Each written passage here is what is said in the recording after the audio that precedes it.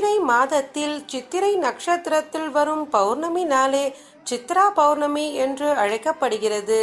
மற்ற மாதங்களில் வரும் பௌர்ணமியை விட சித்திரை மாதத்தில் வரும் பௌர்ணமி ஏன் இவ்வளவு விசேஷம் என்றால், அன்றைய தினம் சந்திரன் பூமிக்கு அருகாமையில் இருப்பதால் தன் பூர்ண கலைகளுடன் பிரகாசிக்கின்றார்.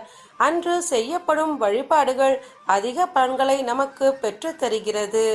சூரியனுக்கு அதிதேவதையான சிவபெருமானையும் சந்திரனுக்கு அதிதேவதையான பார்வதி தேவியை அன்று வணங்க வேண்டும். சித்ரா பௌர்ணமி அன்று சித்திரகுப்தனை வழிபடுவதற்கு மிகவும் சிறந்த நாள். சித்திரை மாதம் சித்திரை நட்சத்திரத்தில் உதித்தவர் சித்திரகுப்தர். மிக சிறந்த அறிவாளியும் எழுத்தாணி ஏடு ஆகியவற்றை கைகளில் வைத்து அழகான ரத்தினத்தாலான ஆடை உடுத்தி கொண்டு நடுநிலைமை மாறாத நீதியாளராக சித்திரகுப்தர் இருப்பதாக ஸ்லோகம் ஒன்று விவரிக்கிறது. பார்வதி